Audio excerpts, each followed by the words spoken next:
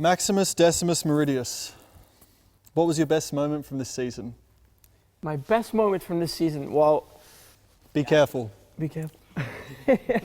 Well, definitely, I think the victory, you know, that's always something special. I mean, I've had a lot of good moments, but a victory is a victory, and I think even when it's the most boring race on earth, if you win the race, it's still special.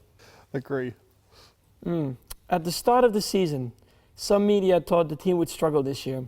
Where do you honestly think you would finish in the championship? I didn't expect to finish top 5. I mean, you know what it's like. You do the best you can, and if the car is good enough, obviously you can do better than. Just because you say I don't think I can get 5th doesn't mean you're not going to get 5th if you can. But yeah, there was no real signs that we would be this much better this year. So I thought top 5 would be a stretch. All right. Yep. Now, contrary, what was your worst moment of the season? Monaco. Absolutely Monaco. I think everybody agrees on that one. Do you like the track though? After all, the worst weekend of your 2 year? weekends. The worst 2 weekends, both years. Yeah. Do you enjoy the track though? It's something special for sure. I mean, it's very challenging, I think, especially in qualifying. When you have done your lap, you're like, wow, that was really on the edge in qualifying. Yeah. Or in my case, over. All right. Gotcha. All right, Daniel.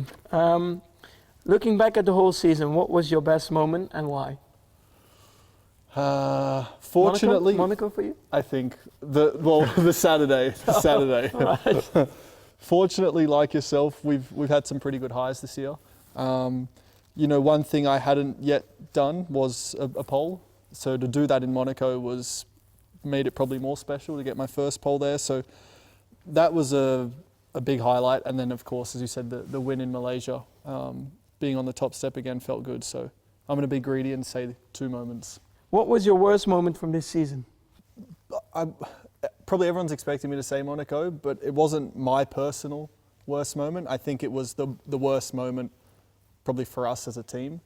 But like I felt that day I did everything right. So it actually wasn't my worst moment, but sure, it was the worst moment of the season. If I was to say my worst moment, just all good moments.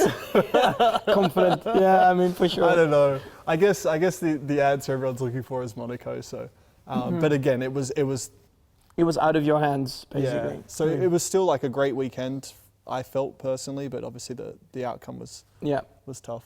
So yeah, it was the first time I've ever not attended a post-race debrief. I'm normally very good with that, but I just felt it was best to. And because my house was like 500 meters away, you I was were like, let's go home. Go home and not talk to anyone for a little while. I can imagine. Alrighty. A lot of people said the team was wrong to replace Kvyat with yourself, and the media said they were very surprised. What did you think about the reaction at the time? Did you understand their point of view? Were you thinking, all right, I'm going to prove them wrong? What was your sort of feelings? I mean, it's always a very difficult decision, and I mean, I could place myself also in his way, I would say, and it's very hard, it's very difficult, but that's the way Red Bull works sometimes, and they, I guess, are looking also for the future. You know, when you get that opportunity, you just can't, you can't wait to go for it. And I just approached the weekend very neutral. I didn't care about all the comments, the media was saying about the move. It was now up to me to prove them wrong. And yeah, and in one way it was a very relaxed weekend as well, because it took a lot of pressure off, because I approached it as a learning weekend. And I think so far it has been going pretty well from there onwards. I remember it was probably the most watched press conference of the year, with you and Danny sitting in the front row. I mean, everyone was waiting. Yeah, it's funny how they position the press conferences sometimes. So everyone was like waiting. Who's going to hit who? Yeah, I was prepared. I was just sitting there. No, I'm just. But as you said though, like from the outside, it's not that you called Helmut and said, Helmut, get rid of Danny, put me in. It's just how it works. And obviously, if you get that opportunity, it's our job. You can't turn it down. And Exactly. You can't be sympathetic to a competitor because this is the sport we're in. Yeah, absolutely. All right, so then I guess to follow up, when you won in Barcelona, was any of your happiness actually relief to have proven Red Bull was right to back you?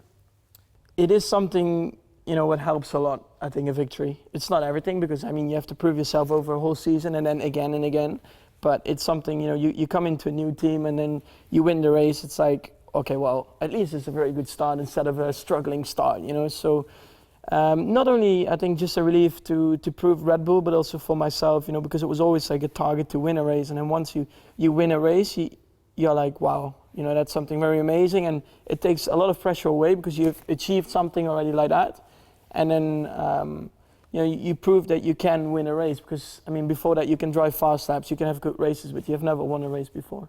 Yeah, I can definitely agree that it's the same when I won in Canada. It's you believe you can do it and you think you can do it, but until you cross the line in first with all that pressure and on the world stage, so to speak, then it's like, yeah, it's a nice feeling. Okay, I can do it. You know? So yeah, it's good. I feel you. After I joined, media asked you about increased pressure and your reply was always very professional. But was there a time when you did feel any?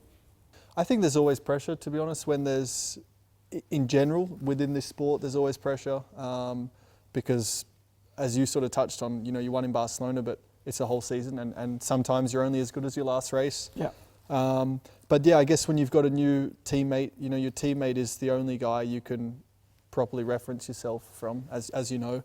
But, it's the guy in equal equipment. So at the end of the day, if your teammate beats you every race in the year, then, you could be coming second every race. But if your teammate's winning every race, then you've had a terrible year.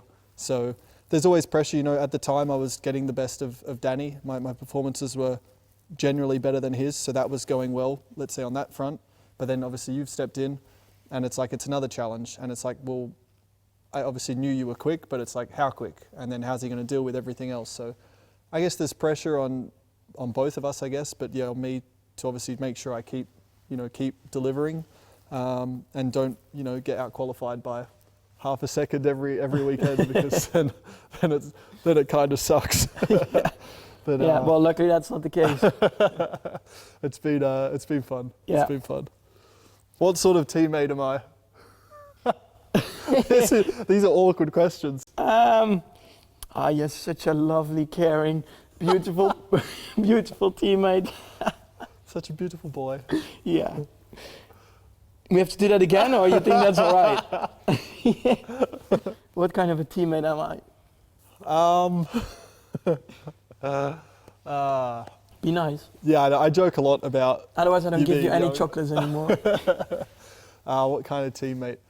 I would say like a lot of interviews I've done, I get asked about you a lot. So by Dutch people mainly? I think generally. Okay. Generally, but yeah, I get asked a lot about your age, and it's like, what I say is that sure you're young compared to a lot of us, most of us, or younger, but you're in racing terms, I feel you're quite old or quite experienced. Let's say it feels like you've, I guess maybe through your father a bit as well, but I guess through karting at the top level and that you learnt quite a lot at a young age. But it seems like like me at 18, for example, I wasn't used to the environment of Formula One, or it didn't really feel natural yet at that age, where it seems like you're a bit more accustomed to it and even like communicating with the team, and that it feels probably more natural at your age than it would have for a lot of us. So yeah, young in age, but not so young in terms of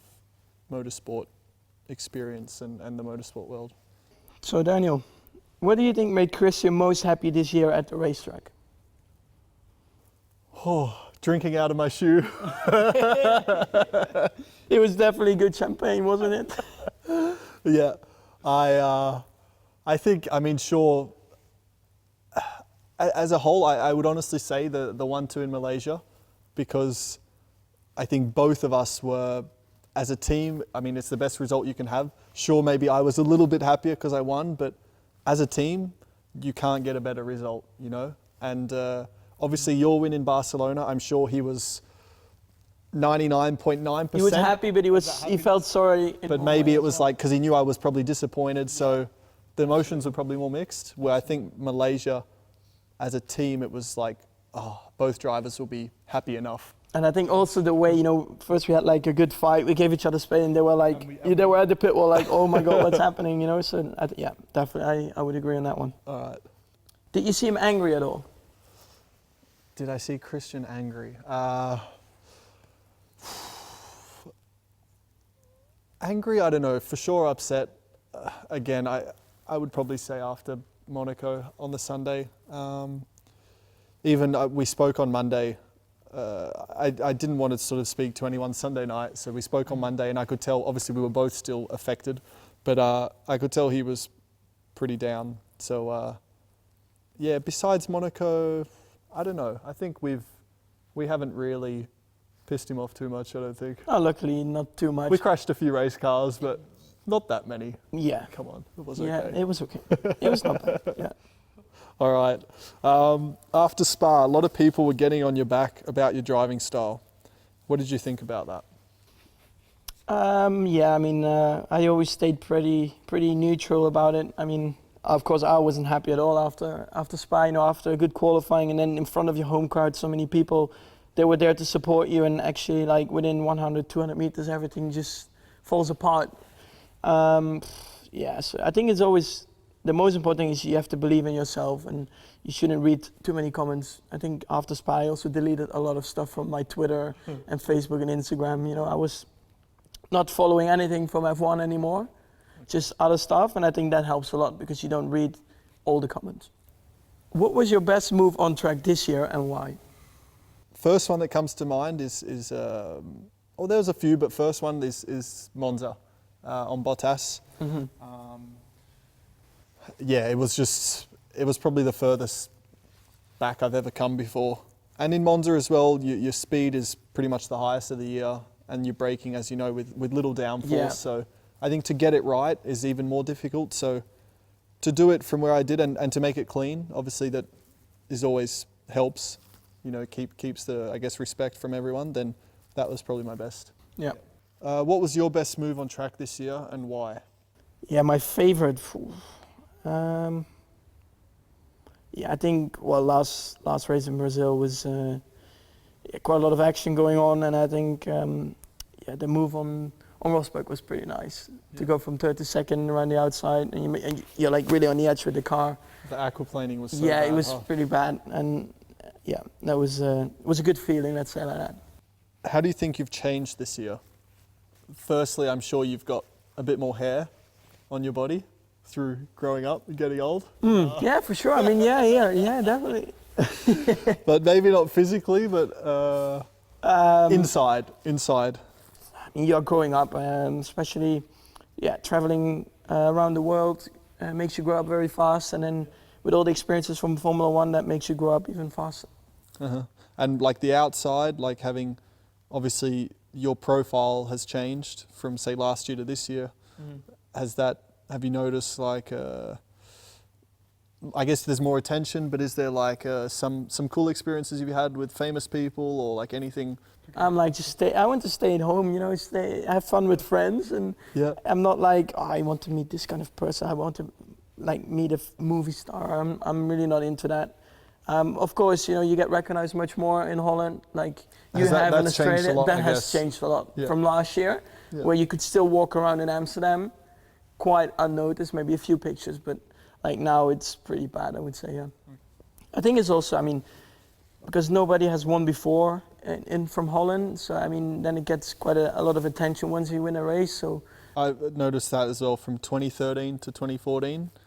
I think as well, you get with a big team, so that already creates more attention, and then obviously the results are coming, you're probably on TV more because you're running at the front, and then it's, keeps on going. That's the big team thing changes a lot. Yeah. What do you think about comments that the rivalry will increase between us next year? I think, a lot of people are, in a way, it's cool that they're thinking about this because they believe that we will be fighting for a title.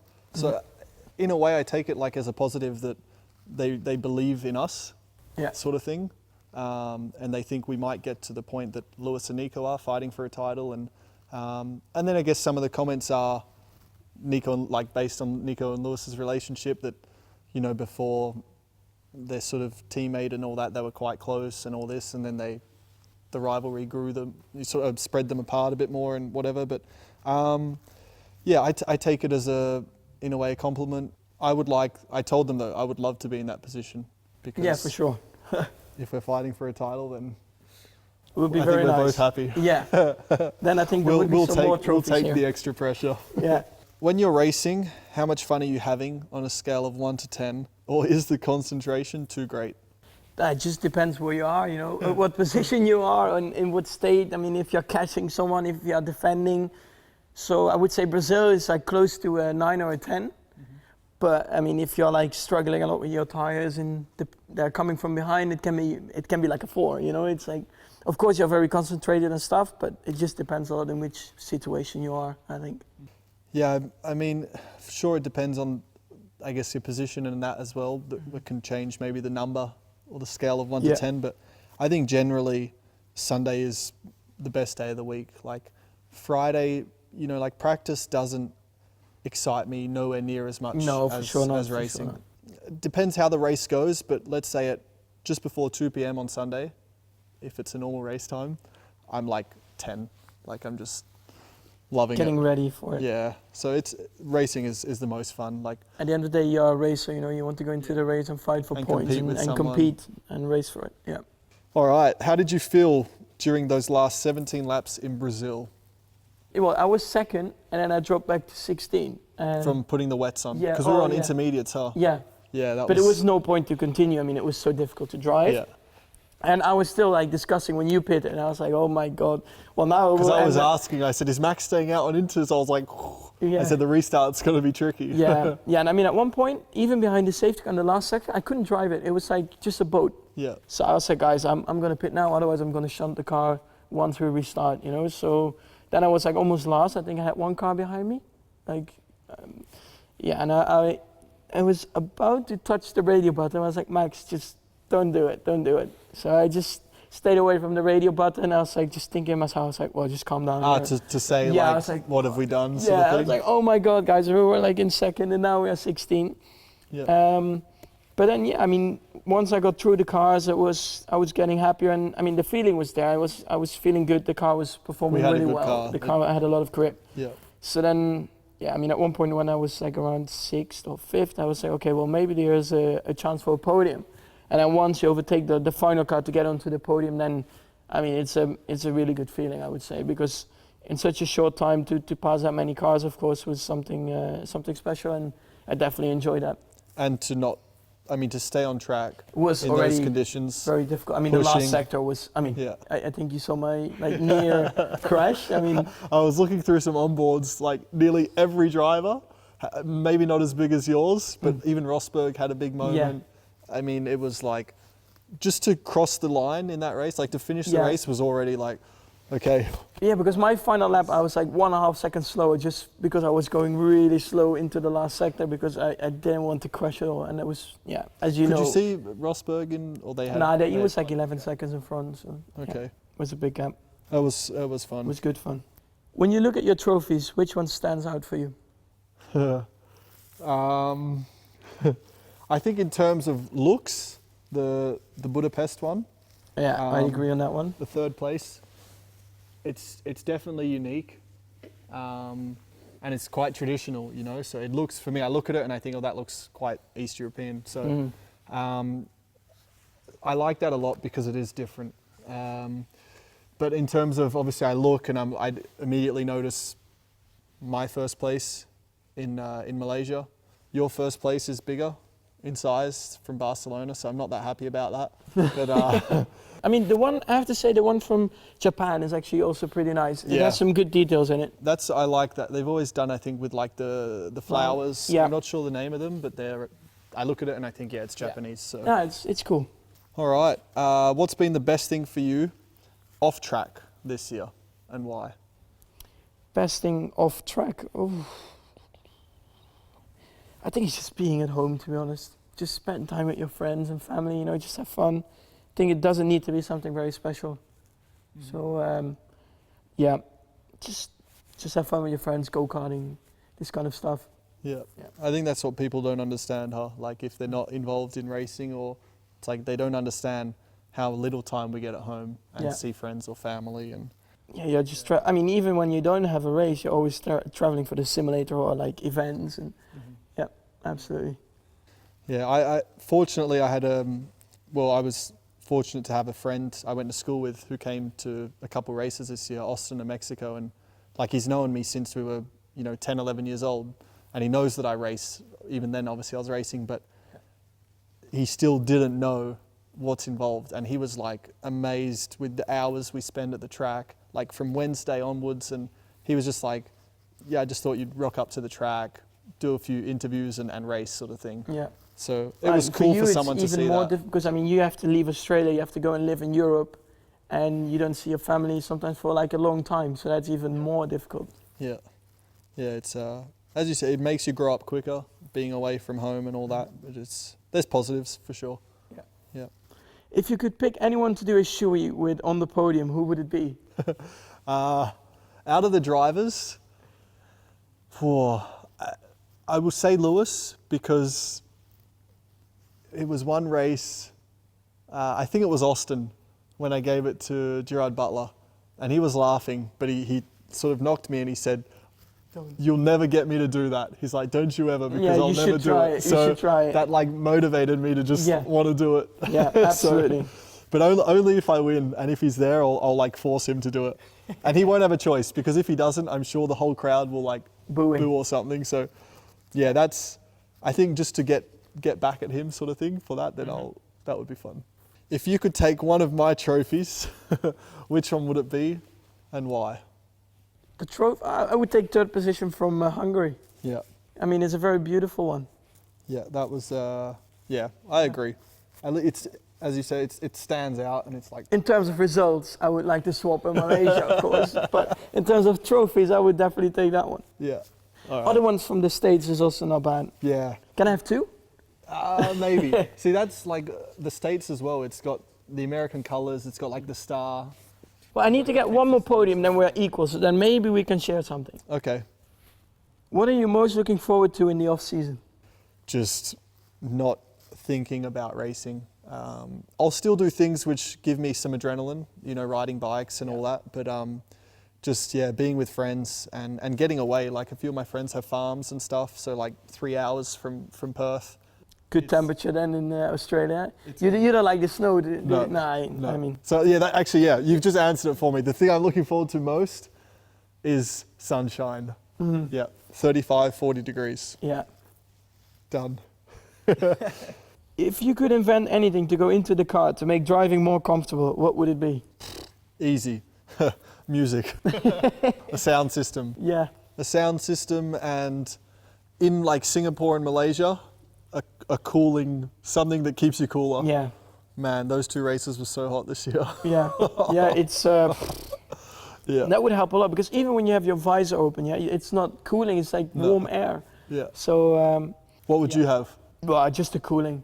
Yeah. I mean... music? Well, music, it's all right. Once I'm in the car, I don't need music, but yeah, the cooling, absolutely. Maybe in Brazil we could have done with a heater as opposed to a cooling system, something warm. And gloves, like something with gloves. Yeah, because that keeps your gloves from getting wet. Exactly.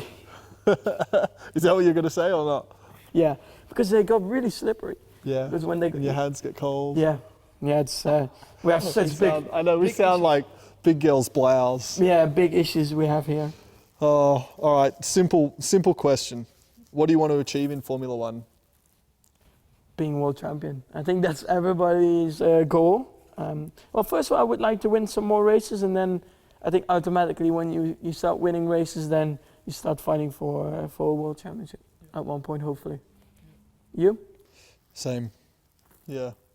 I think that's if there's one answer, it's that. But if you go beyond that, then what do you want to achieve? You want to achieve fun and enjoyment, and it shouldn't be only like work. You should also, enjoy, I think, those years, because they pass by very quickly. It's a big part of our life. Yeah. And it goes quick, so yeah. Sure.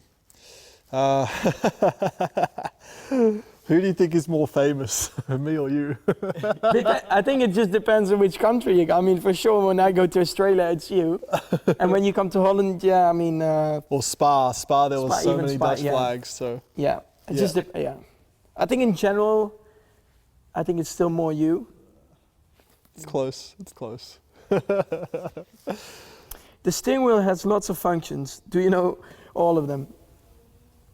I do, yeah, I do. Okay, giving myself a little bit of credit here, probably giving all of us some credit, but I can't multitask to save my life. Like, if I'm on my phone messaging someone, you could be talking to me saying, oh, the house next door is on fire. I wouldn't even know, like, what you're saying. But when it comes to the race car, maybe it's because I love doing it, but I can do things on the steering wheel, I can think about the balance, I can talk to my engineer. I'm like multitasking at high speed. Yeah. So that, it sort of surprises me, because anything else in life, I can't do that. But when it comes to the steering wheel and all that, it's quite amazing then what the brain can do, isn't it? Like, yeah. the difference it can... It shows, I think, when you enjoy doing something, Yeah. you can be a lot more better at it. Yeah, absolutely. I always have, like, after a break, like a winter break, when you jump back in the car, you're like, what was that again? And then you need a few laps to understand. All right, Daniel. Being so much in the public eye, do you find you think a lot about your hair and how do you look? No offense, Lewis, but not as much as Lewis. There's a few actually who, I mean,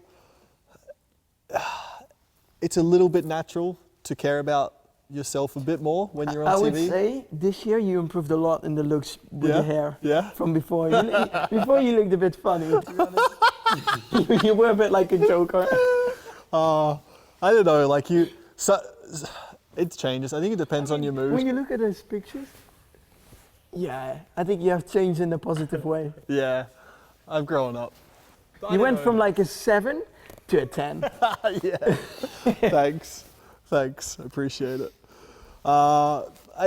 Sure, it depends. Like if there's an event, maybe you care a bit more. Like you want to look a bit good. But I don't know. Some days, like I don't know, like now, like towards the end of the season as well, you're just tired, and sometimes you're just like, oh, whatever, I'll just put this on and just go. So. Or just use a cap quickly to cover it up. Yeah. So it depends, but Yeah. sure. I mean, everyone likes looking cool. Decent. One way or another. It has its moments. Yeah. Mm-hmm. You? To be honest, I'm always wearing a cap. Like, I think 95% of the year I'm wearing a cap. So. Okay. And you're not really shaving yet, so there's not much to really maintain. I do like every 3 days. Okay, really? Yeah. Okay. So even like that, like if I look close, there's probably things that I could trim, and like this looks Like really it bad. you did. But yeah. That's actually...